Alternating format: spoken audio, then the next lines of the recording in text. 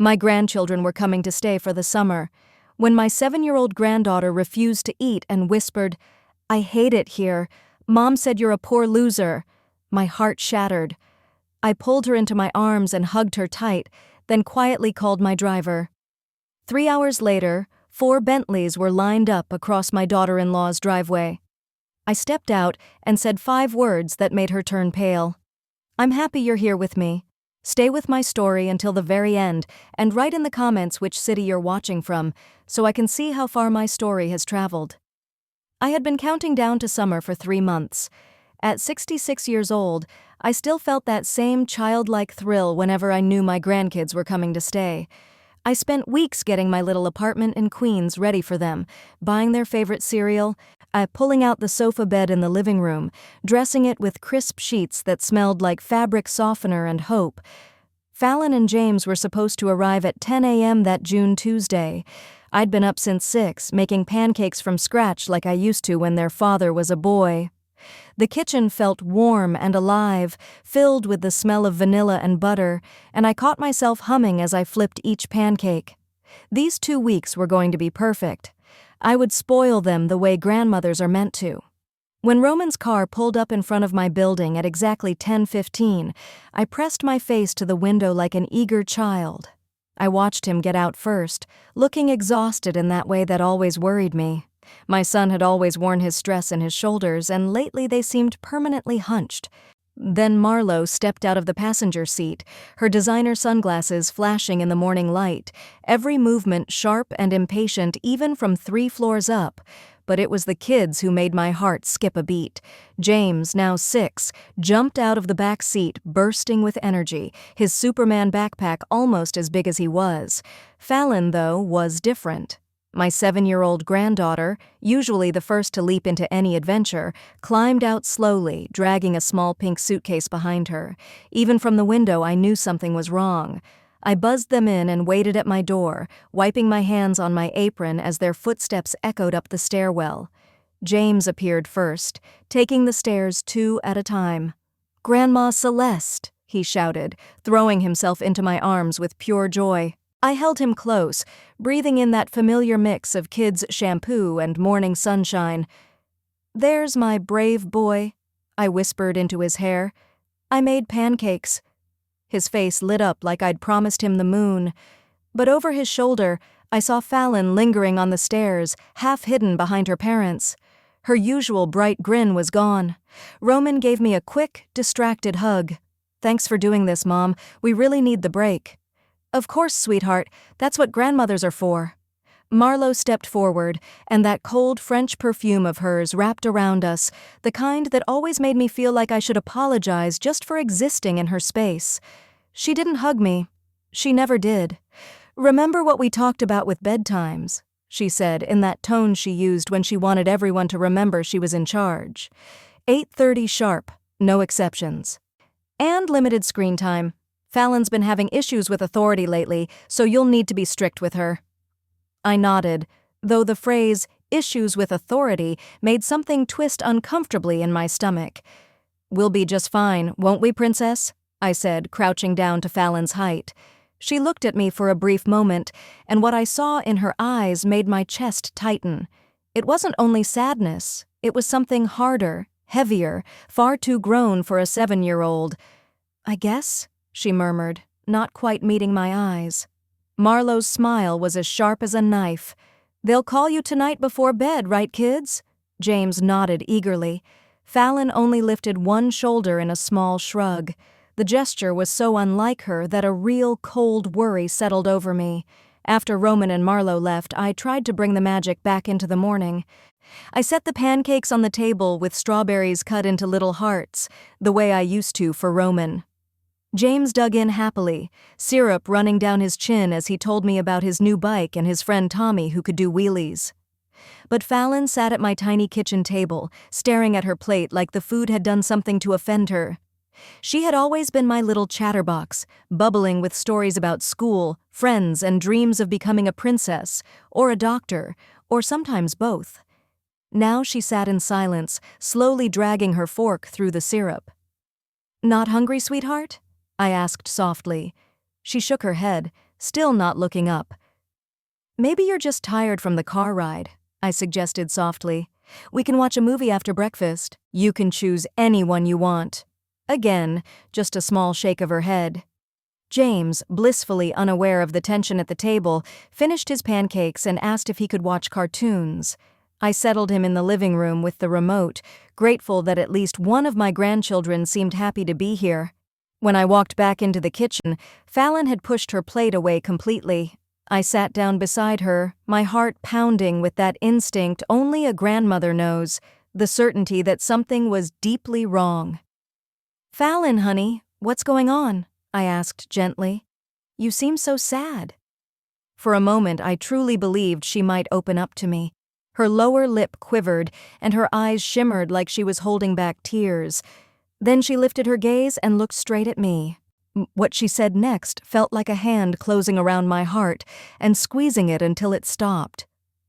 "I hate it here," she whispered, so quiet I almost missed it.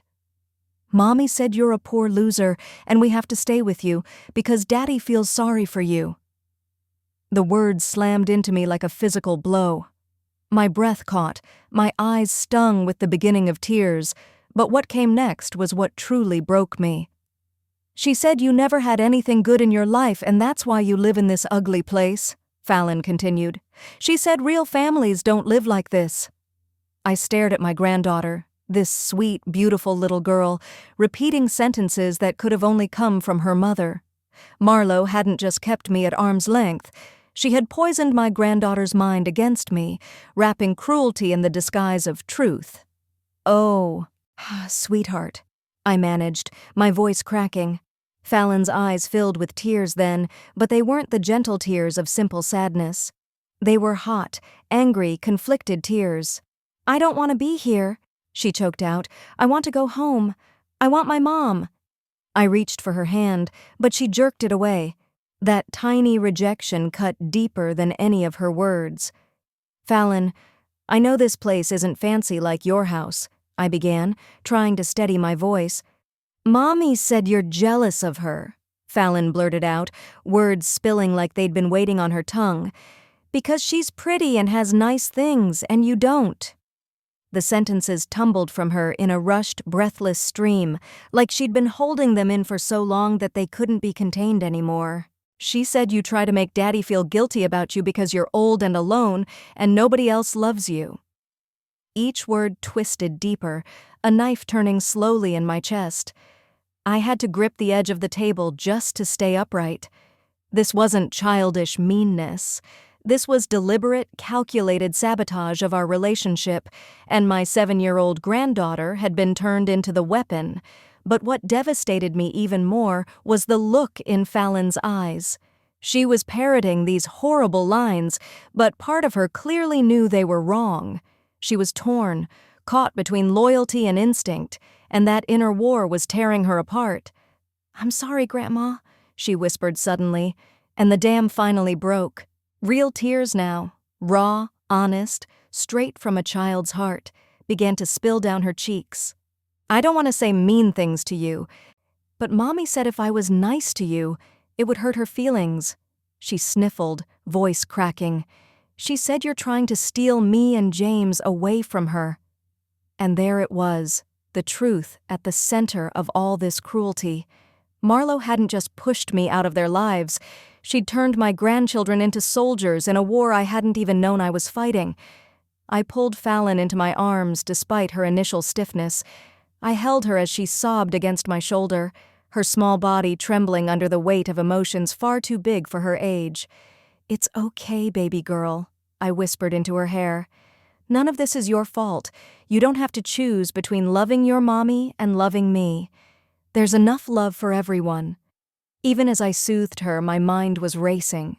This couldn't go on. For 34 years since my husband's death, I had lived my life for my family, protecting them, sacrificing for them, putting their needs above my own. I had worked double night shifts as a nurse so Roman could go to medical school. I had stayed silent when Marlo slowly nudged me out of family events. I had accepted their distance, telling myself it was temporary, that someday they would recognize how deeply I loved them. But this was different. This was children being used as tools. This was emotional abuse, and I refused to tolerate it any longer. Still cradling Fallon with one arm, I reached for my phone with the other. I scrolled through my contacts until I reached the name I never wanted to use. "Hello, Margaret," I said quietly when my lawyer picked up. "It's Celeste Montgomery. I think it's time we had that conversation about the trust." I ended the call and held my granddaughter even tighter. Marlo thought she was dealing with a poor, powerless old woman who would gratefully accept whatever scraps of attention she was given. She had no idea who she was actually dealing with, but she was about to find out. The conversation with Margaret had been short, wrapped in the careful code we'd developed over the years. "Prepare the Montgomery documents," was all I needed to say. After 28 years as my attorney, she understood exactly what that meant. I hung up and looked around my small apartment with fresh eyes. The faded rose print wallpaper I'd never bothered to replace, the mismatched furniture picked up from thrift stores and garage sales, the slightly wobbly kitchen table with its uneven leg. For 34 years, and this had been my deliberate choice, not because I couldn't afford better, but because I wanted my son to grow up believing that joy didn't come from money or luxury.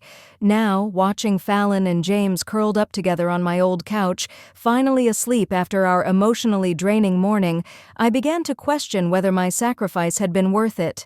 I had given everything to teach Roman values that Marlo had methodically dismantled. I made myself a cup of tea and sank into my armchair, the same one Richard had loved to read in when we were young and foolishly in love. As always, when I let myself soften, the memories flooded back. Richard Montgomery had been everything my parents warned me about. Too old, they said. Too rich, they worried. Too far removed from our simple Brooklyn life above the family bakery. But when he walked into our shop that rainy afternoon in 1979, looking for a birthday cake for his secretary, my world quietly shifted on its axis. He was 35 to my 21, sophisticated where I was inexperienced, wealthy where I was working class. He should have been completely out of my league. And yet, when he smiled at me as I slipped an extra cupcake into the box on the house, he suddenly seemed warm, real, reachable. "What's your name?" he'd asked. And when I told him, he repeated it like it was something delicate and precious. We were married 18 months later, to the stunned delight of my parents and the thinly veiled horror of his family. The Montgomerys had built their fortune over 3 generations of hospital ownership, beginning with Richard's grandfather, who had come from Ireland with nothing but grit and a rudimentary knowledge of medicine. By the time I became Richard's wife, Montgomery Medical Group owned 7 hospitals across New York and New Jersey. I should have been overwhelmed by the money, the Hamptons estate, the expectation that I would transform overnight from a baker's daughter into a polished society wife. Instead, I was simply happy. Richard never once made me feel like I didn't belong. He encouraged me to finish nursing school, something my own parents considered unnecessary now that I was securely married. "Smart women make the best partners," he would tell me. "I want you to have your own dreams, not just live inside mine." Roman arrived in 1985. After 3 heartbreaking miscarriages that left us both raw and fiercely grateful when our miracle finally came. Richard was an incredible father, the kind who would walk out of a board meeting early to make it to a kindergarten play or sit at the table doing math problems instead of attending some fancy gala. He told Roman stories about the immigrant grandfather who built the family legacy with hard work and integrity. "Money is just a tool, son," he would say. "What matters is what you do with it." Our life was so good, so complete, that in hindsight it feels like a warning. Richard died on a Tuesday in March 1990. A drunk driver ran a red light and split our lives into before and after. Roman was only 5, young enough to keep asking when Daddy was coming home, and innocent enough to believe that love alone should be able to pull someone back from the grave. The reading of the will was the first time I truly saw what Richard had been shielding me from. The family who had barely tolerated me while he was alive no longer bothered to hide their contempt. His brother, Charles, groomed to inherit the medical group, stood in that dark, mahogany-paneled law office and announced what he clearly thought would be the end of my influence. "Of course, Celeste will need to relinquish any active role in Montgomery Medical," he said, not even glancing in my direction. A woman with her background could never begin to grasp the complexities of running a medical empire. What Charles didn't realize was that Richard had spent a decade making sure I understood those complexities. I had sat in on board meetings, gone through financial statements, and learned the names and stories of the people who kept our hospitals running. Richard had been training me to be his full partner, not just his ornamental spouse. Even so, there I was, 28 years old, newly widowed, with a 5-year-old child, surrounded by people who saw me as an obstacle between them and their inheritance. Mr. Fitzpatrick, our elderly attorney, read Richard's will with the gravity it deserved. To my astonishment, Richard had left everything to me. Not a token widow's share, but full ownership and control of Montgomery Medical Group, the estate, or the investments, all of it. Charles went an alarming shade of purple. Richard's mother actually gasped and had to be fanned with a magazine. But the will was airtight, and Richard had explained his choice in language no one could twist.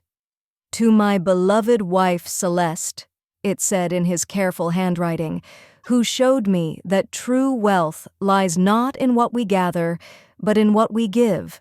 She will know how to honor our family's legacy without ever forgetting where real value comes from." I could have taken up that mantle right then. I could have stepped into the role of powerful widow and raised Roman in the luxury his father had envisioned. Instead, as I sat in that office looking at the faces that saw me as an intruder who'd stolen their birthright, I made a decision that would define the next 34 years of my life. And I signed the papers placing the medical group into a trust, with professional managers running the day-to-day operations. I sold the estate and most of the obvious symbols of wealth. Then I took Roman back to Brooklyn, to a modest apartment 3 blocks away from the bakery where his father had first walked into my world, and I went to work the night shift as a nurse. "Why are we living here, Mommy?" 5-year-old Roman asked me that first night, tucked into his new twin bed. "Why can't we live in our big house anymore?"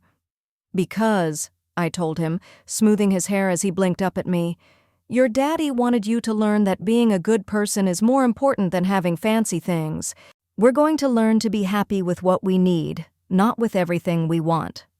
He nodded with the solemn seriousness only children have, trusting me to make sense of a world that had suddenly stopped making sense. I worked nights at Brooklyn General, so I could be there during the day once he came home from school. We did homework together at our wobbly kitchen table and spent weekends at free events in the park. When he asked for expensive toys, I taught him to save his allowance and feel proud of earning what he got. When his classmates bragged about tropical vacations, I took him on our own journeys through New York's museums and libraries. The irony never escaped me. While I was teaching my son that money couldn't buy happiness, the trust I had set up in his name kept growing. The hospitals I technically owned, but never publicly claimed, were expanding, acquiring new facilities, becoming one of the most successful medical systems on the East Coast. Every year, Margaret would hand me the reports showing rising profits. And every year, I gave her the same instructions. Reinvest everything, keep building it for Roman's future. "Mrs. Montgomery," she said to me once when Roman was in high school, "you understand you could live like a queen on just the interest, don't you?" "I don't want to be a queen, Margaret," I answered. "I want to be a mother." Roman graduated from high school with a full academic scholarship to Columbia, a fact that filled me with pride and a growing, quiet unease. I had raised him to value education and hard work. But sending him to an elite university meant exposing him to the very world of privilege I'd tried so carefully to keep at arm's length. Even so, he flourished. He studied diligently, made good friends, and called me every Sunday to tell me about his classes and his dream of becoming a doctor like his father. He never questioned where the money for medical school came from once the scholarship stopped covering everything, and I never volunteered the truth. Instead, I arranged for anonymous benefactors to handle the costs, letting him believe he was moving forward on merit and luck alone. It was at Columbia that he met Marlo. I knew things were different the first time he brought her home during his 3rd year of medical school. She was undeniably beautiful, with that polished, effortless perfection that serious money can buy from childhood, but it wasn't her looks that unsettled me. It was the way her eyes skimmed over our modest apartment, the careful, measured smile she gave when I served dinner on my mismatched plates. "So, you're a nurse," she said, making small talk over my homemade lasagna. "That must be fulfilling." The hesitation before fulfilling told me everything I needed to know about what she really thought. Roman, completely besotted, didn't notice. Around her, he became someone slightly different, more self-conscious about his secondhand clothes, more apologetic about the simplicity of our life.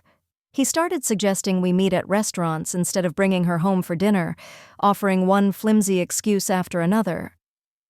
"Mom," he said one evening after she left, "maybe it's time you thought about moving somewhere nicer. You've been here so long. Don't you want something better?" The question broke my heart, because beneath his voice I could hear hers. After years of teaching him that contentment comes from within, my son was suddenly embarrassed by the home where we'd once been happy with so little. "I like it here," I answered quietly. "This place has good memories." But the look in his eyes told me it wasn't the answer he wanted. They married in 2017, in a grand wedding that Marlo's parents financed and orchestrated with barely any input from me. I was invited, of course, but I felt like an extra in my own son's story, seated at a back table with distant relatives and strangers. Marlo looked like a fairy tale princess in her $1,000 gown, and Roman wore the dazed, triumphant smile of a young man convinced he'd won the ultimate prize.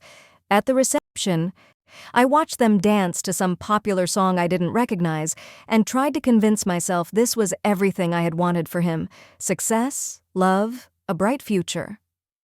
But later that night, alone in my hotel room, I called Margaret. "The boy doesn't know about the trust, does he?" she asked. "No," I said, "and I want to keep it that way for now." Marlo married the son of a nurse, not the heir to a medical fortune. Let's see what kind of woman she really is before we complicate anything. Margaret was silent for a moment. "Celeste, he'll find out eventually, when something happens to you and the trust transfers to him." "Then we'll deal with it when we have to," I replied. "For now, I want to watch and wait." It didn't take long to see who Marlo truly was. Within months, my invitations to family dinners dwindled. Phone calls with Roman grew shorter, more rushed. When I did see them, Marlo's comments about my clothes, my apartment, my simple way of living were wrapped in politeness but edged with quiet disdain, like I was something to be politely endured, not respected. The grandchildren became my last hope of staying connected to the family I had given everything to protect. When James was born, I was allowed brief, supervised visits. By the time Fallon arrived, Marlo had perfected the art of making me feel like an obligation to be managed rather than a grandmother to be cherished. Now, sitting in my armchair 34 years after Richard's death, watching my grandchildren sleep peacefully on my old couch, I finally admitted what I had been refusing to see. My sacrifice hadn't shielded Roman from the poison of wealth. It had simply left him open to a different kind of poison. Marlo hadn't fallen in love with the son I had raised. She had fallen in love with what she believed she could mold him into, and in trying to turn him into someone who met her standards, she was slowly dismantling everything I'd taught him about what truly matters. But there was one thing Marlo didn't know. One card I had kept close to my chest for 34 years. Tomorrow, when she came to pick up the children, she wouldn't be meeting the poor, aging nurse in a tiny apartment who was grateful for whatever scraps of attention she received. Tomorrow, she'd come face to face with the real Celeste Montgomery, the woman who owned one of the largest medical groups on the East Coast, who had $47 million sitting quietly in trusts and investments, who had been building an empire in the shadows while the world assumed she lived paycheck to paycheck. Tomorrow, everything would change. I picked up my phone and scrolled to a contact I almost never used. When a crisp, professional voice answered, fully alert despite the late hour, I spoke the words I had never wanted to say. "This is Celeste Montgomery. I need 4 cars ready by 10 a.m. tomorrow. Black Bentleys. and I want them parked exactly where I tell you." The war Marlowe had begun by using my grandchildren as pawns was about to become very, very real. The next morning arrived with the sharp, clean feeling that follows a storm. I woke at 5:30, the same time I'd been getting up for 34 years. But this day was different. I wasn't rising to go care for strangers while quietly neglecting myself. This time I was getting ready for battle. Fallon and James were still asleep on the pull-out couch, their small faces finally calm after the turmoil of the day before.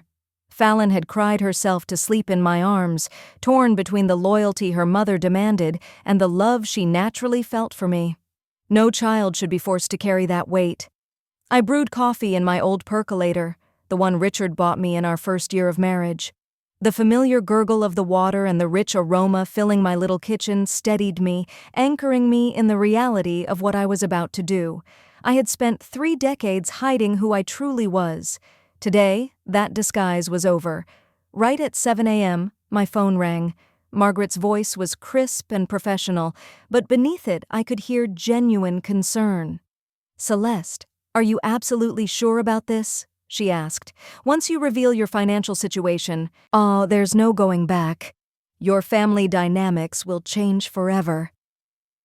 I glanced toward the living room, where my grandchildren were still curled up on the pull-out couch, and heard Fallon's small voice echo in my memory. Poor loser, along with the pain in her eyes as she repeated her mother's poison. "I'm sure, Margaret," I said.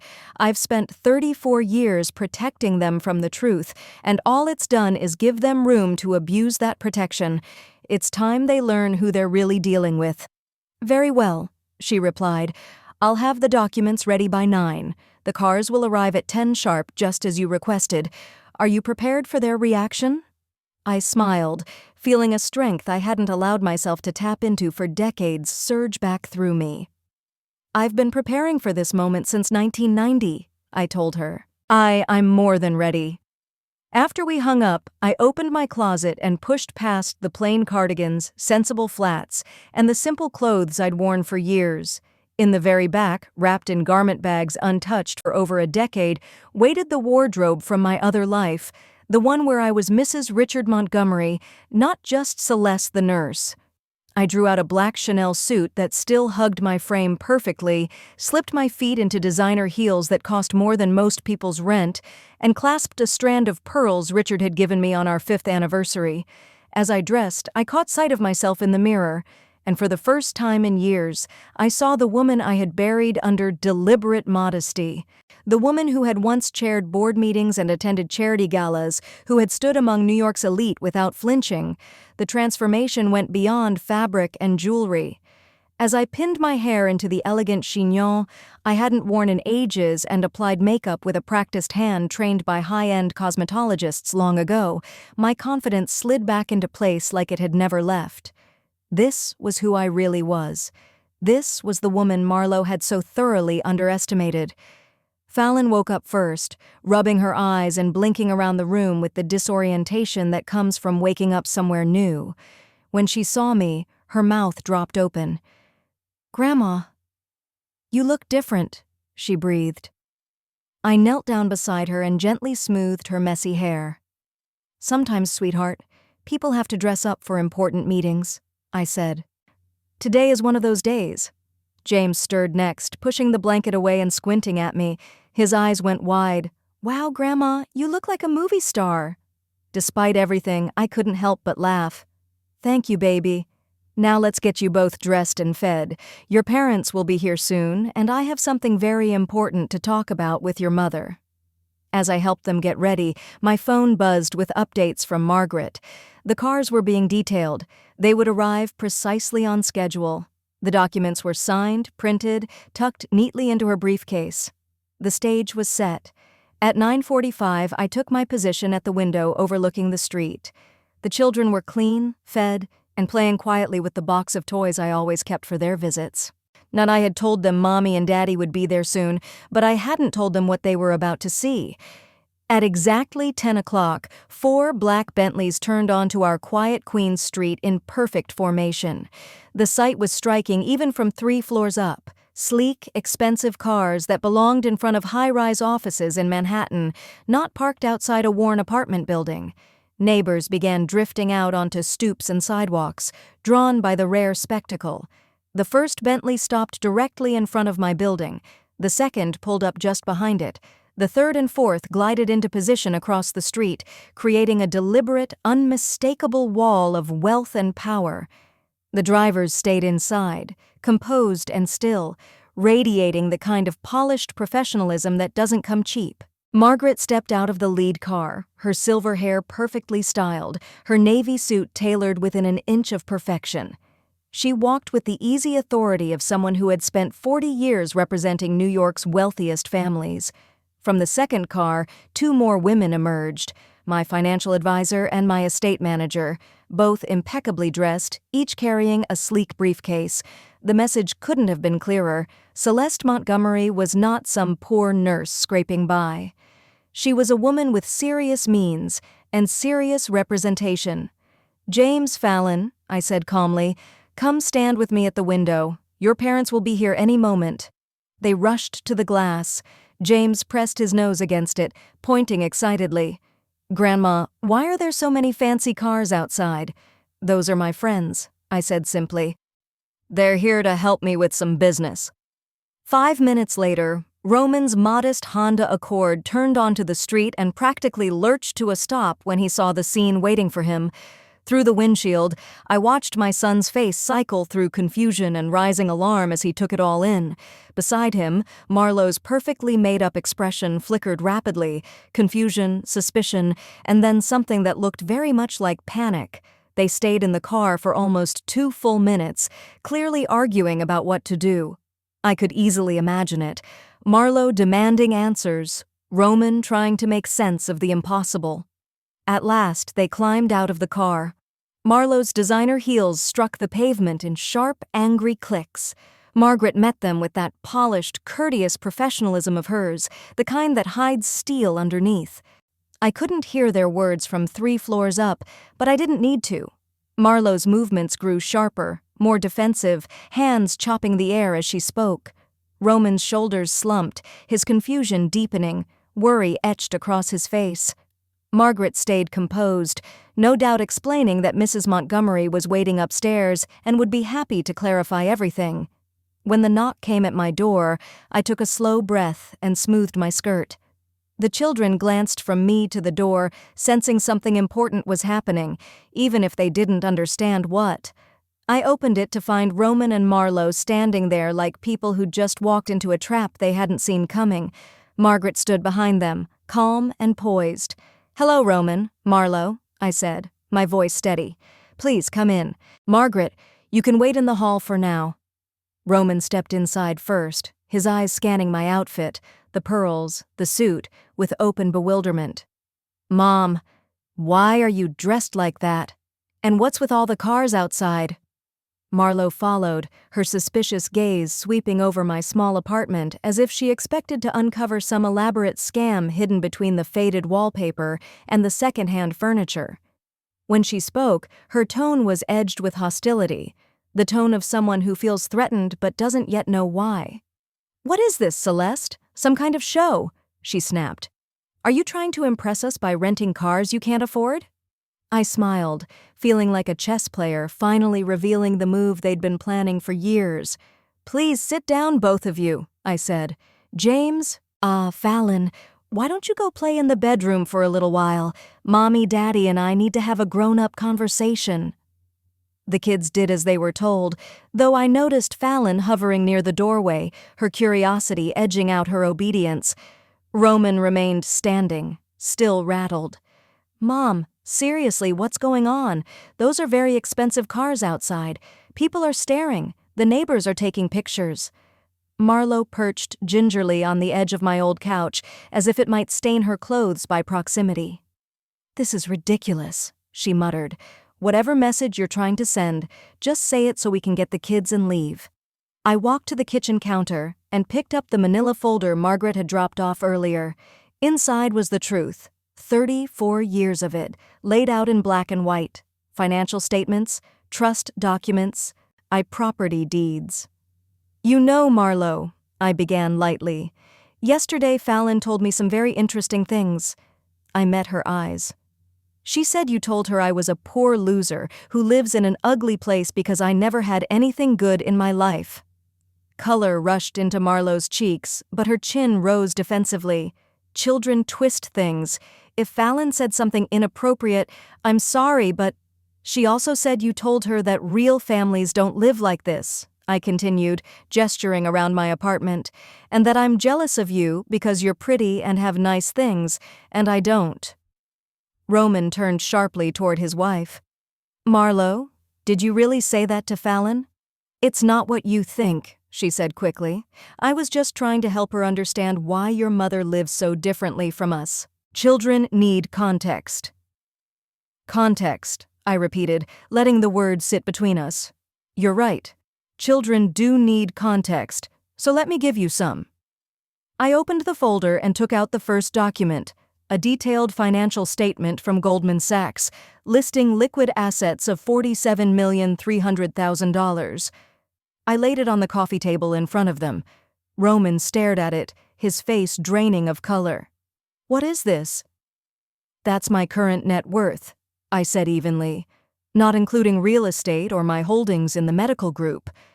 Marlo leaned forward, eyes scanning the numbers, growing wider with every line she read. This has to be fake, she said.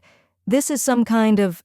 I placed a second document beside the first, ownership papers for Montgomery Medical Group, showing Celeste Montgomery as the majority shareholder of 7 hospitals and 3 medical research facilities. This is impossible, Roman whispered, collapsing into my armchair as if his knees had given out. Mom, where did this come from? From your father, I answered gently. He left everything to me when he died. Everything. I've been the primary owner of Montgomery Medical Group for 34 years.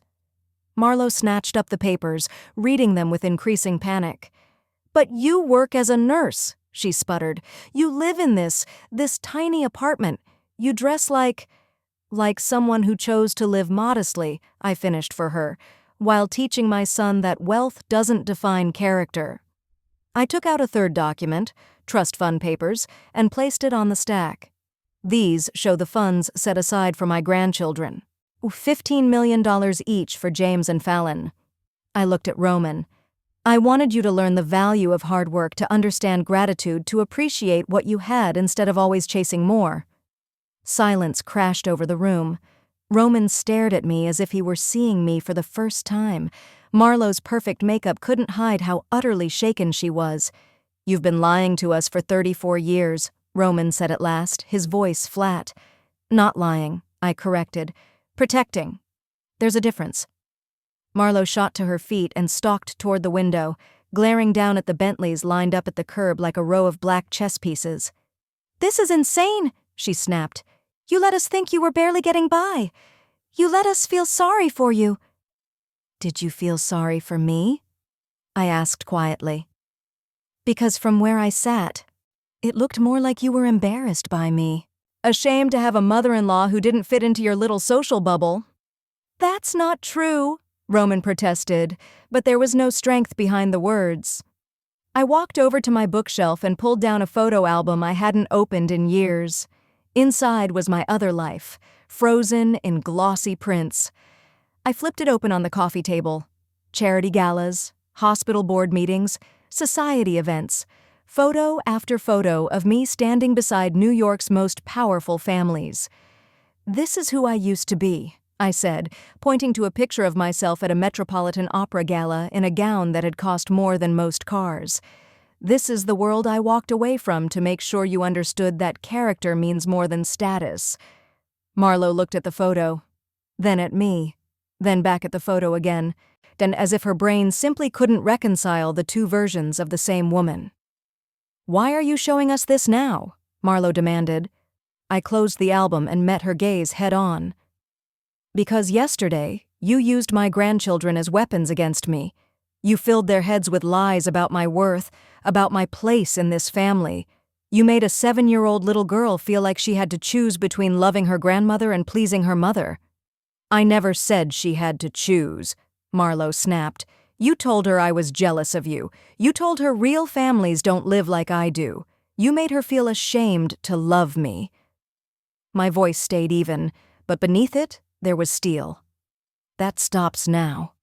Roman ran his hands through his hair, the same way he'd done as a boy whenever life overwhelmed him. "I don't understand any of this," he said. Why hide everything? Why pretend to struggle when you could have lived like what?" I cut in. "Like your wife? Spending money on labels and luxury cars while teaching my grandchildren that love is just another thing money can buy?" I shook my head. "I chose a simple life because I wanted you to become a good man, not just a rich one." Marlo was still staring at the papers, and I could almost see the gears turning in her mind. When she looked up, there was a new sharpness in her eyes. Not just shock anymore, but calculation. "The student loans," she said suddenly. "Roman's medical school loans. Those were paid off by an anonymous donor." I smiled faintly. "Not so anonymous." "You've been supporting us financially without telling us," Roman said slowly, the realization dawning. "Those coincidences, the doors that opened out of nowhere. I made sure you always had what you needed while believing you were earning it yourself," I replied. I gathered the documents from the table, aligning them neatly. "I wanted you to feel proud of your achievements." "And now?" Marlo's voice was barely more than a whisper. I glanced toward the bedroom where Fallon and James were playing, their laughter and little voices floating through the door like the sound of another world.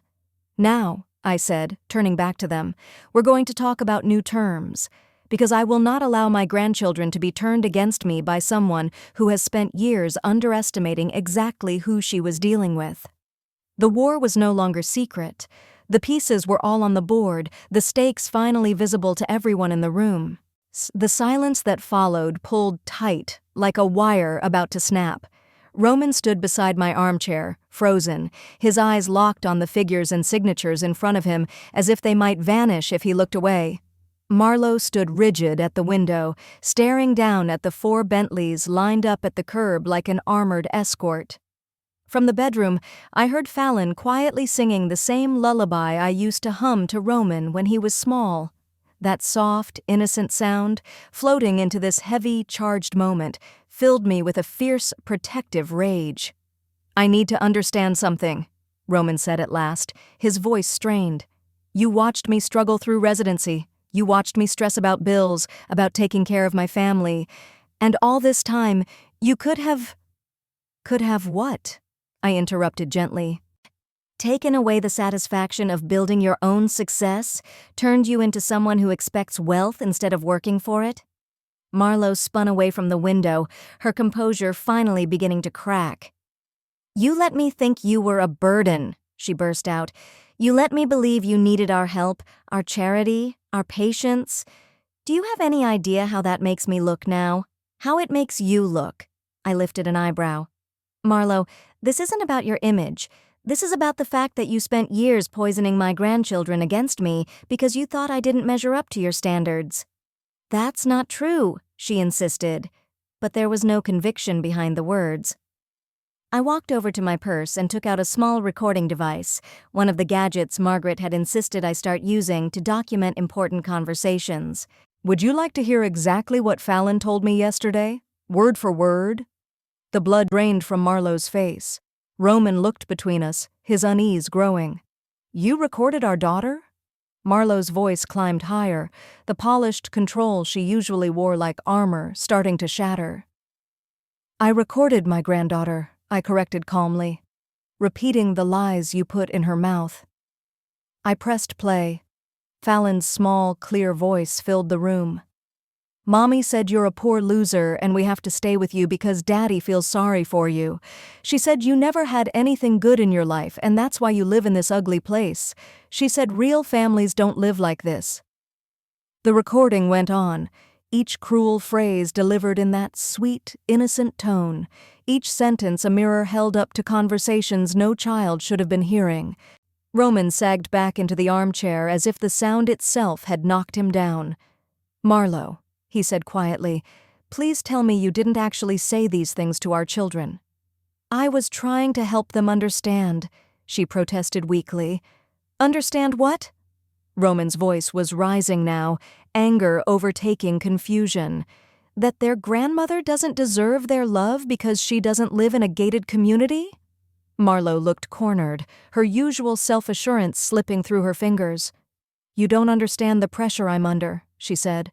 My friends, my family, they judge me for having a mother-in-law who… Who what? I asked softly. Who worked nights to put her son through medical school? Who sacrificed everything to teach him values? Who chose substance over appearances? Who embarrasses me? Marlo snapped suddenly, in the words breaking free at last. There, I said it. You embarrass me, Celeste. When my friends meet you, when they see where you live, how you dress, they question what kind of family Roman comes from. They wonder what that says about me. The honesty was brutal, but at least it was honest. Roman stared at her like he was seeing her with new eyes. So your solution, he said slowly, was to fix your embarrassment by turning our kids against their grandmother? I was protecting them from confusion, she insisted. They couldn't understand why their grandmother lives so differently from everyone else they know. I was giving them a framework. You were teaching them to be ashamed of any love that doesn't come with a price tag, I said firmly. You were teaching them that a person's worth is measured by what they own. I walked to the bedroom door and called softly, Fallon, James, could you come here for a minute? They came out together. Fallon immediately sensed the tension hanging in the room and instinctively drifted closer to me, while James looked between his parents with the wide-eyed confusion of a 6-year-old who knows something is wrong but can't quite grasp what.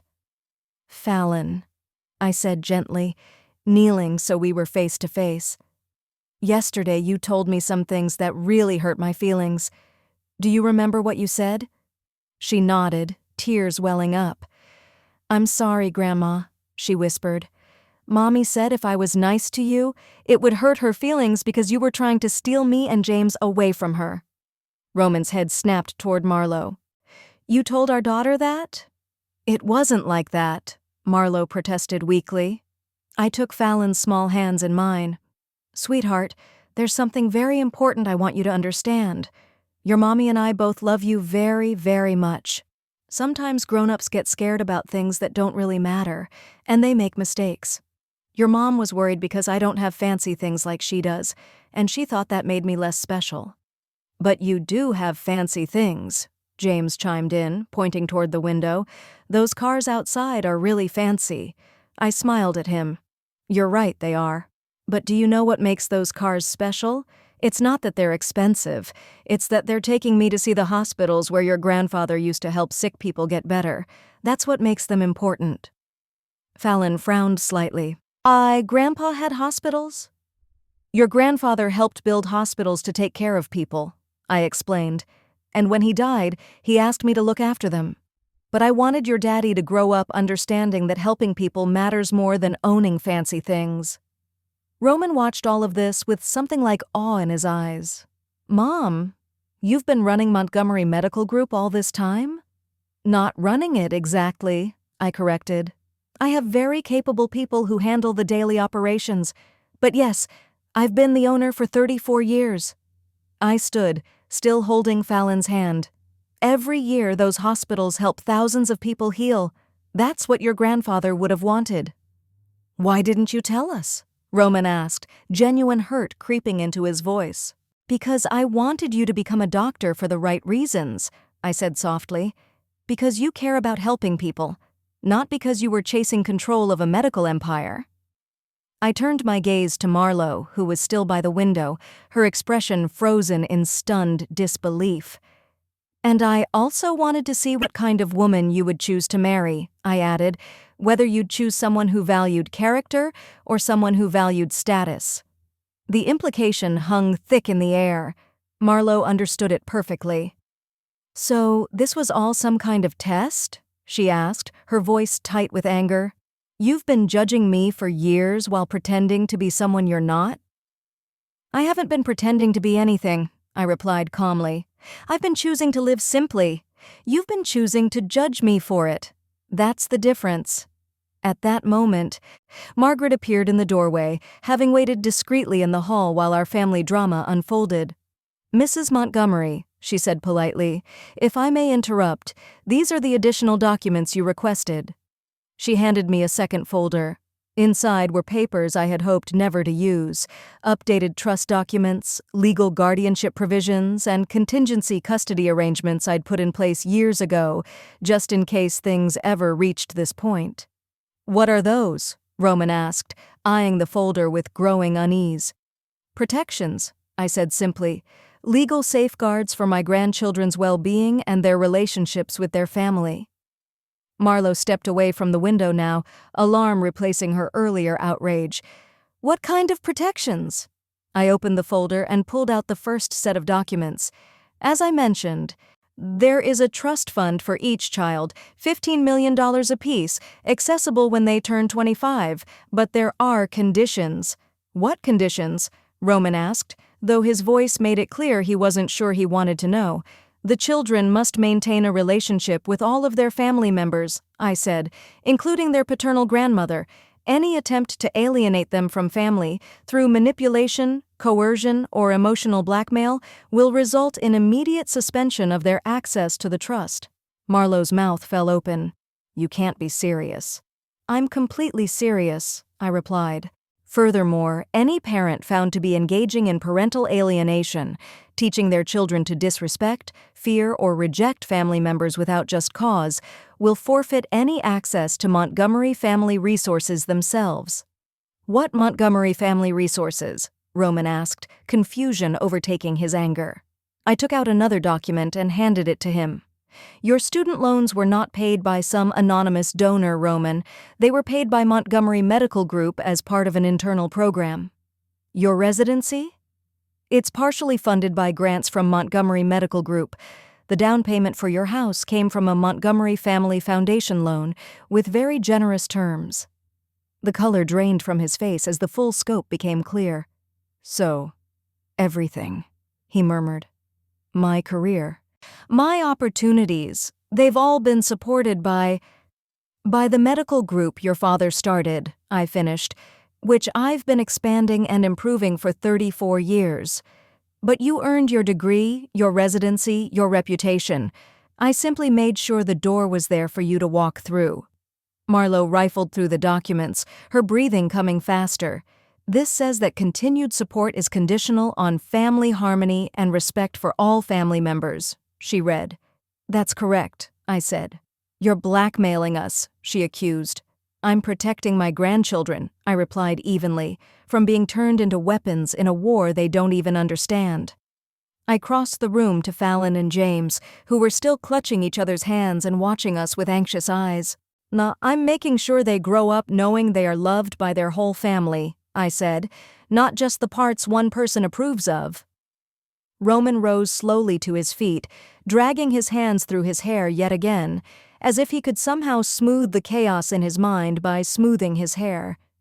"Mom, this is a lot," Roman said. "I don't know how to process any of it." "You don't have to process everything today," I told him gently. "The only thing you need to understand right now is this: nothing about me has changed. I'm still the same woman who raised you, who loves you, who wants what's best for your children. The only difference is that now you know I have the means to protect their well-being and their right to love their grandmother without being afraid it will cost them something." Marlo was still flipping through the legal documents, now her face growing paler with every page. "These papers give you legal standing to sue for grandparents' rights if we try to limit your contact," she said quietly. "I truly hope it never comes to that," I replied. "But yes, if I have to, I will use every legal tool available to shield my grandchildren from emotional manipulation." The room went silent again as everyone absorbed the weight of what had just been laid out. Outside, the 4 Bentleys sat like a silent chorus, a reminder that this was no longer a simple family squabble. Finally, Fallon tugged at my hand. "Grandma, does this mean you're not a poor loser?" I looked down at her, my heart cracking a little at the innocence of the question. "No, sweetheart," I said softly. "I'm not poor, and I'm definitely not a loser. But more importantly, being poor doesn't make anyone a loser. And having money doesn't make someone better than anybody else. What really matters is how you treat the people you love." She nodded with grave, 7-year-old seriousness. "So Mommy was wrong when she said those things about you." I glanced at Marlo, who was staring at her daughter with something that looked very much like shame. "Mommy was scared and mixed up," I said. "Sometimes adults say things they don't really mean when they're afraid." But Marlo's attention had drifted away from us again. She was staring down at the custody clauses and trust conditions, the paperwork spelling out a power she had never imagined I could wield. When she finally spoke, her voice was barely above a whisper. "What do you want from us?" I folded the papers and slid them neatly back into the folder. "I want my grandchildren to know they can love their grandmother without feeling like they're betraying their mother," I said. "I want family dinners where I'm welcome, not merely tolerated. I want phone calls that aren't just obligations. I want to be part of their lives without having to apologize for existing." "And if we agree to this?" Roman asked. "Then nothing changes," I said, "except that the children grow up knowing their full family story, including the legacy their grandfather left them. They'll understand they come from people who built something meaningful, who chose to help others, who believed that resources should be used to make the world better." I turned to Marlo. "And you," I added, "get to learn that sometimes the most powerful person in the room is the one who chooses not to show it, until they have no choice." The war, such as it was, ended before it could truly begin. No one had technically surrendered, but the balance of power had shifted so decisively that any fight would have been pointless. Marlo finally understood that she hadn't been tolerating some poor, embarrassing in-law. She'd been underestimating one of the most influential women in New York's medical world, and that realization was going to change everything. The days that followed unfolded like a slow-motion chain reaction. Marlo had left my apartment that morning in stunned silence, clutching copies of the documents that spelled out her new reality. Roman stayed behind for another 20 minutes, and asking questions I could see he was afraid to ask. "Did you ever intend to tell me?" he'd asked, standing in the doorway with his hands buried in his pockets, looking suddenly much younger than 39. "When you turned 40, I answered honestly. "I wanted you to build your own life first, to know your own worth, before you learned about your inheritance." He'd nodded slowly, recognizing the sense in it even while it hurt. "And if something had happened to you before that?" "Margaret has instructions," I said. "Everything would have transferred to you immediately, along with a letter explaining it all. I never meant to take the truth to my grave, Roman. I just wanted to choose the right moment." But Marlo had taken that choice away from both of us. 3 days later, I was in my kitchen making tea when the phone rang. Roman's voice came through tight, strained with some emotion I couldn't quite name. "Mom, I need to tell you something about Marlo, about what she's been doing." I set my cup down, suddenly alert. "What do you mean?" "I went through her things," he said. "Her computer, her phone records. After what happened at your apartment, I couldn't stop thinking about those recordings you played, about what she said to Fallon." He paused, and I heard him inhale shakily. "It's worse than we thought." "How much worse?" "She's been tracking you for months. Your routine, your apartment, your finances, or what she thought your finances were." He swallowed. "She had a whole folder on her laptop labeled Celeste, Investigation." My blood ran cold. "What kind of documentation?" "Pictures of your building, your mailbox, your car?" he said. "She hired a private investigator 6 months ago to dig into your background. She was trying to prove you were hiding money or lying about being broke." The irony was almost unbearable. Marlo had gone hunting for proof of deception and somehow missed the $47 million elephant standing in the middle of the room. "There's more," Roman added, his voice tightening. "I found email threads between her and her mother, her sister." Roman's voice shook. "They've been planning ways to limit your access to the kids. They were talking about having you declared mentally incompetent." I tightened my grip on the phone. "On what grounds?" "Your age, your so-called financial irresponsibility, your unhealthy attachment to the children." He practically spat the phrases out. They were building a case to say you weren't fit to be around Fallon and James without supervision. The betrayal cut deeper than I expected, not just from Marlo but from people who had never even met me, yet were perfectly willing to destroy an elderly woman's bond with her grandchildren based on lies and prejudice. "Roman, there's something you need to understand," I said quietly. "The private investigator she hired, David Chen? He works for a firm that specializes in asset recovery and fraud investigations." "How do you know that?" "Because Margaret has been monitoring any inquiries into my background for years," I explained. "For someone with my level of assets, that's standard protocol. We know exactly what Mr. Chen found, and more importantly, what he reported back to your wife." The silence on the line stretched. When Roman finally spoke, his voice sounded hollow. "What did he find?" "Nothing," I said, "because I've never hidden assets illegally, and my finances are completely transparent to anyone with proper legal access." I let that sit for a moment. "But the fact that she hired him tells us everything we need to know about her intentions. She was hunting for ammunition to use against me. Worse, she was hoping to uncover supposed fraud so she could get the authorities involved. She wanted me arrested, Roman." He sucked in a sharp breath. Clearly, that angle hadn't occurred to him. "The emails to her family weren't just gossip," I went on. "They were the groundwork for a legal strategy, one designed to erase me from your lives permanently. If she'd found what she was looking for, I'd be facing criminal charges right now." "But she didn't find anything," he said weakly. "No," I agreed, "but she didn't stop looking. According to Margaret's contacts, she's spoken to 3 different law firms in the last 2 months, asking about elder abuse, financial exploitation, anything she could twist into a case against me. She's been shopping for lawyers who would help her build it." I heard the faint thud of him sinking into a chair, the sound of a man whose legs had given out. "I married a monster," he whispered. "You married someone who felt threatened by something she never tried to understand," I said softly, and instead of asking questions, she chose to destroy what scared her. "What happens now?" That was the question I'd been dreading, because the answer was going to hurt him almost as much as the truth already had. "Now," I said, "we put the protections I created into effect. The trust fund conditions don't just cover parental alienation, Roman. They also address any attempts to harass or intimidate family members through legal means. Marlo's investigation into you," he said slowly, following the thought. "Her investigator, the consultations with lawyers, the effort to construct a fraud case, they qualify as legal harassment," I confirmed. Meaning she's already violated the terms of the children's trusts," I said.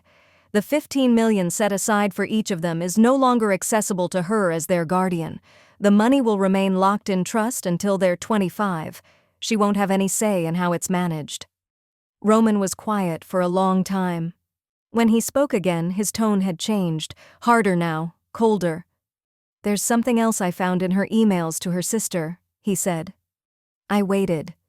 "She's been planning to divorce me," he said flatly. "Has been for months.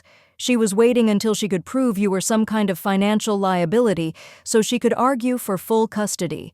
She wanted to make sure the kids never saw you again, and she planned to use that as leverage for a bigger settlement." The pieces slid into place with sickening clarity. This wasn't just about embarrassment or social anxiety. Marlo had been methodically trying to destroy my relationship with my grandchildren as part of a calculated financial strategy. "She never loved me," Roman said, his voice breaking. "The whole marriage was a transaction. She married the son of a nurse because it made her look charitable, and once she'd secured her image and had children to use as bargaining chips, she planned to trade up." "Roman, no. Mom, I need to say this." His words came in a rush. "I've been a fool. I let her convince me you were the problem, that your modest life reflected badly on me. I let her turn the kids against you because I was too proud to see what she was doing." The pain in his voice nearly shattered me. This was my son, the little boy I had raised to be good and honest, finding out that his wife had treated his life like a long, calculated investment. "What are you going to do?" I asked quietly. "I'm going to file for divorce," he said. and I'm going to ask for full custody of the children." "Roman, that's a very serious step." "Are you sure?" "I'm sure," he said without hesitation. "I found the articles she's been reading, guides on parental alienation tactics. Mom, she wasn't accidentally turning the kids against you. She was following instructions. She has printouts on how to systematically break a child's bond with a grandparent. She studied it like coursework." My heart broke all over again, for Fallon and James most of all. They weren't just collateral damage. They had been targets in a deliberate campaign of emotional manipulation designed to strengthen their mother's position. "I've copied everything," Roman went on. "The emails, the reports from the investigator, the notes from her legal consultations. Margaret is going to want to see it all." "Yes, she'll want to see everything," I said. "But Roman, I need you to think very carefully about what comes next. Once you start divorce proceedings against someone like Marlo, someone who has been plotting and preparing for this for a long time, it's going to get very ugly, very fast." "Let it get ugly," he replied. "She used my children as weapons against their grandmother. She was willing to have you arrested on false charges just to get her way. I don't care how messy it gets." That afternoon, Roman arrived at my apartment carrying a banker's box stuffed with printed emails, records, and financial documents. Margaret came an hour later, and the three of us spent the evening at my kitchen table, sifting through proof of a scheme so cold and calculated it took our breath away. "This is actually extremely useful," Margaret said, flipping through Marlo's emails with her family. "She's documented her own intent. Any judge who reads this will understand exactly what kind of person we're dealing with." "What about the kids?" I asked. "How do we keep them from being shredded by all of this?" "We document everything," Margaret replied. "We show the court that Marlo has been engaging in systematic parental alienation, that she hired investigators to fabricate cases against family members, that she intended to use the children as leverage in a divorce she's been quietly engineering for months." Roman looked up from a pile of printed emails. "Will they have to testify? Will they have to pick sides?" "Not if we handle this properly," Margaret said firmly. "Her own words, her own planning, her own documentation will be enough. No child should have to testify against their mother. Fortunately, or unfortunately, Marlo has supplied all the evidence we need herself." As the hours passed, the full extent of her double life came into focus. While Roman thought they were building a future together, she had been carefully constructing the blueprint for his destruction, and mine. But she had made one fatal miscalculation. She had no idea who she was really trying to destroy. She thought she was targeting a powerless, aging nurse, not a woman with deep resources, airtight legal protection, and a complete record of her every move.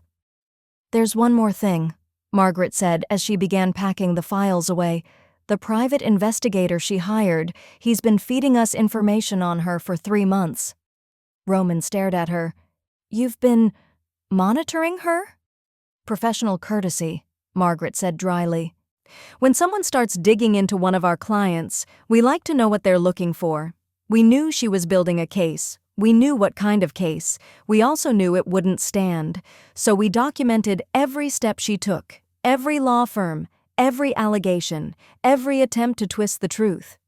"So she never actually had a chance," Roman murmured. "She lost the moment she decided to use children as weapons," I said quietly. "There are some lines you simply don't cross." That night, after they left, I sat alone in my kitchen, looking at the photos Marlo had secretly taken of my building, my old car, my ordinary life, the life that had somehow driven her into such vicious hatred. Tomorrow, the real fight would begin. But tonight, I felt something I hadn't felt in years, powerful, not because of the money or the lawyers, or the quiet empire I controlled. I felt powerful because I had finally stopped hiding who I was for people who had never deserved that protection. Marlo had spent months gathering evidence to use against me. She never imagined that every step she took was being quietly recorded to use against her. The student had become the lesson, and it was going to cost her dearly. 1 year later, I stood in the kitchen of my new home. Not a mansion. I could have bought half a dozen if I'd wanted. But a warm, comfortable house in a quiet neighborhood with a backyard big enough for swing sets, barbecues, and birthday parties. Morning light spilled through the windows, bathing the room in gold. Outside, in the yard, Fallon and James were running through the grass with their new puppy, a golden retriever they'd insisted on naming Grandpa in honor of the man they were finally getting to know through stories and photos.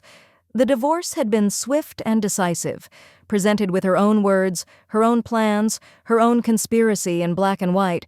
Marlo had agreed to a settlement that gave Roman primary custody. Her visits with the children were now supervised. She'd moved back in with her parents in Connecticut, her designer lifestyle supported by alimony instead of the Montgomery fortune she had tried so hard to control. "Grandma Celeste, come outside!" Fallon's voice rang through the screen door. "Grandpa wants to meet the new flowers you planted." I smiled and wiped my hands on a dish towel. At 8 years old now, Fallon had grown into the confident, loving child she was always meant to be. Once the poison of manipulation had been cleared from her life, it took months of family therapy, gentle explanations, and endless patience. But she eventually understood that loving more than one person never meant loving any of them less. James, now 7, had adapted with the quiet resilience children so often have once the adults around them stop tearing their loyalties in half. He spent his weekends beside me in the garden, hands in the dirt, asking a million questions about his grandfather and the hospitals that still carried the Montgomery name. Roman appeared in the kitchen doorway, holding 2 mugs of coffee and looking more relaxed than I'd seen him in years. "The kids want to know if we can visit the main hospital this afternoon," he said. "James has been asking about the children's wing again." "Of course," I replied, taking the coffee gratefully. "Margaret called this morning. The new pediatric research center is ready for its dedication next month. I thought the children might like to see their grandfather's name on the building." We had agreed it was time for Fallon and James to know their true heritage, not the numbers in bank accounts, they were still far too young for that weight, but the part that mattered, the legacy of service, the family tradition of using privilege to help others. They knew now that their great-grandfather had built hospitals to care for sick children, and that their grandmother had carried that work forward.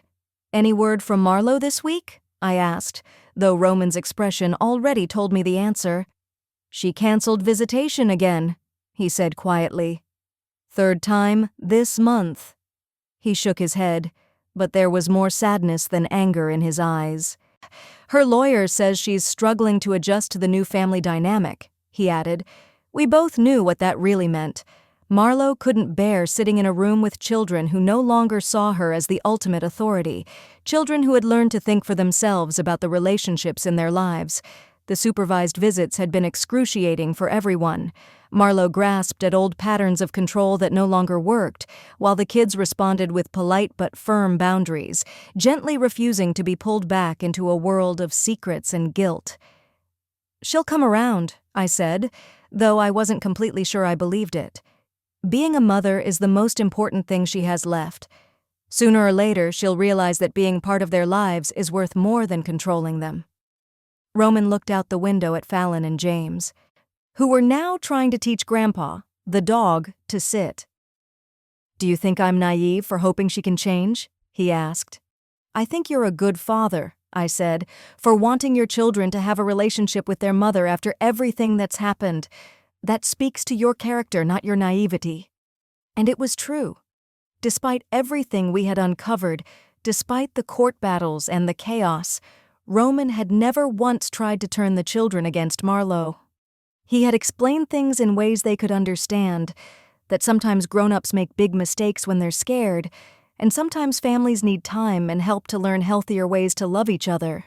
The front door opened, and Margaret stepped inside, carrying her familiar briefcase and wearing the particular look I had come to recognize as good news. "The Patterson Medical Group acquisition is finalized," she announced, settling into a chair at the kitchen table. "Montgomery Medical Group now owns 12 hospitals across 3 states. We're officially the largest private medical group in the Northeast." "That's wonderful," I said, and I meant it. Every new acquisition meant more capacity for research, more beds for patients, more jobs for people dedicated to healing. "There's more," Margaret continued, opening her briefcase. "The board approved the new family foundation structure at yesterday's meeting. Roman, when you're ready to take over operational control, everything will be set up for a smooth transition." Roman looked up from his coffee, still not entirely at ease whenever his future inheritance came up. "I still think 40 is too young to take on something that big," he said. "Your father was 38 when he inherited from his," I reminded him, "and you have an advantage he never did.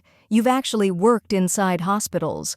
You understand the mission in a way that goes far beyond balance sheets."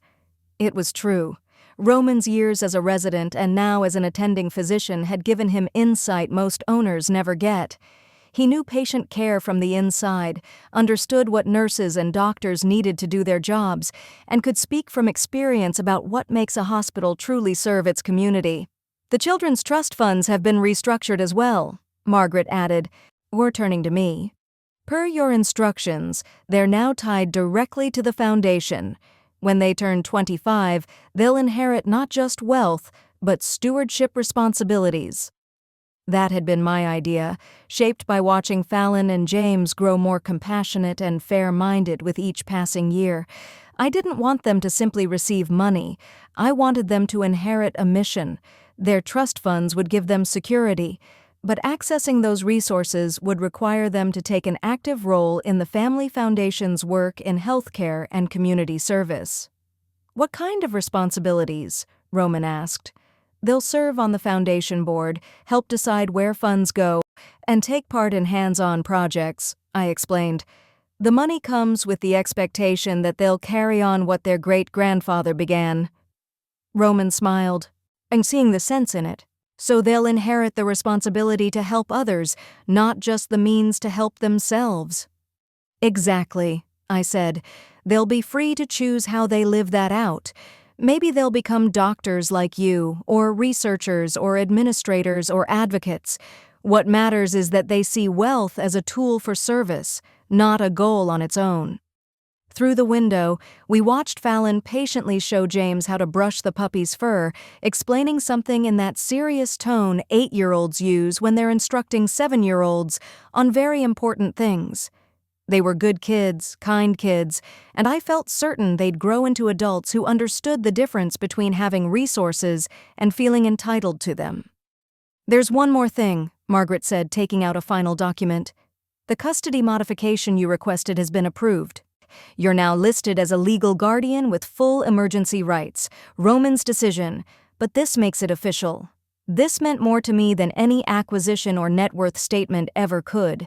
After years of being slowly edged out of my son's life, I was now, on paper and in practice, a central pillar of my grandchildren's support system. If anything happened to Roman, I wouldn't have to fight through courts just to see Fallon and James. I would simply step into my role as their primary caregiver." "Thank you," I told Roman, and those 2 words carried far more emotion than they could possibly show. "Thank you," he replied, "for never giving up on us, even when we essentially gave up on you. For protecting us in ways we didn't even realize we needed. And for showing me that real strength can look like weakness to people who don't know what they're looking at." Later that afternoon, we drove to Montgomery Presbyterian Hospital, the flagship of our medical group. As we walked through the lobby, I watched Fallon and James take it all in. The doctors, the patients, the families reuniting, the constant motion of a place dedicated to healing. "This is where Daddy works sometimes," I said as we rode the elevator up to the administrative floor. "And it's where your great-grandfather used to work every day." "Did he wear a white coat like Daddy?" James asked. "Sometimes," I said. "But more often he wore regular clothes, because he spent a lot of time talking to people about how to make the hospital better for patients." We stepped into the boardroom, where a portrait of Richard hung alongside the other founding members of what had become Montgomery Medical Group. The children stopped in front of his picture, studying the face of the grandfather they'd never met, but whose legacy they were already part of. "He looks like Daddy," Fallon said thoughtfully. "He does," I agreed. "And he would have loved you both very much. He believed that families should take care of each other and use what they have to take care of other people too. On the drive home, the kids chattered non-stop in the back seat about the hospital, the patients, the idea that Grandpa had helped build places that made people better. I felt a deep, quiet satisfaction. This was the real plan finally coming to life, not the plan to hide my wealth. That had always been about protection. The true plan, the one I'd been working toward for 34 years, was to raise a family that understood love and responsibility were inseparable. Roman had learned that lesson the hard way, through pain, betrayal, and the realization that not everyone who says, "I love you," loves you for the right reasons. The children were learning it through abundance, by seeing that having a lot means you owe a lot to the world. That evening, after dinner, homework, and the full bedtime ritual, 3 stories, 1 glass of water, and a monster check under the bed, I sat in the living room with Roman while the children slept upstairs. "Do you ever regret it?" he asked. "All those years of living so simply when you could have lived, well, like this." He gestured around the warm, comfortable, but far from opulent home I'd chosen. I thought about it seriously. "No," I said at last. "I regret that it took a crisis to bring us back together. I regret that the children had to be hurt along the way. But I don't regret the years I spent teaching you that character matters more than status." "Even if it meant being lonely?" he asked quietly. "Even if it meant being disrespected and excluded," I said. "Roman, I was never lonely when I had you. And being disrespected by people who didn't see my worth only proved I was right to value different things than they did." We sat in contented silence for a while, listening to the sounds of a house that was truly lived in. The soft swish of the dishwasher, the faint hum of the kids' nightlight upstairs, the settling sighs of a home that knew it was loved. "I have something to tell you," Roman said eventually. "About Marlo." I waited. "She's getting remarried," he said. "Someone she met through her parents. He thinks she was the victim in our divorce." I felt a strange pang. Not quite sorrow, not quite pity. More like grief for wasted potential. The tragedy of someone who had chosen manipulation over authenticity for so long that she'd lost her way back to genuine connection. "I hope she's happy," I said, and realized I meant it. "I hope she learns how to love someone without needing to control them." "Will you tell the kids?" he asked. "We'll tell them together, when you're ready," I said. "They deserve to know their mother is starting a new chapter. It might even be good for them to see that people can choose different paths and still find some kind of peace." Roman nodded, though I could see he was still making his own peace with that idea. "There's something else," he added, "something I've been wanting to say for months." "What's that?" "I'm proud to be your son," he said. "Not because of the money or the hospitals or any of it. I'm proud because you taught me that doing the right thing matters more than looking like you're doing the right thing. You taught me that loving someone means protecting them. Even when they don't understand, they need protecting." Tears pricked my eyes. "You've always been my greatest accomplishment, Roman," I said. "Not the business I preserved, not the money I invested. You. The man you became, the father you are. The integrity you've held on to when it would have been easier to let it go." Outside, the first stars began to appear in the darkening sky.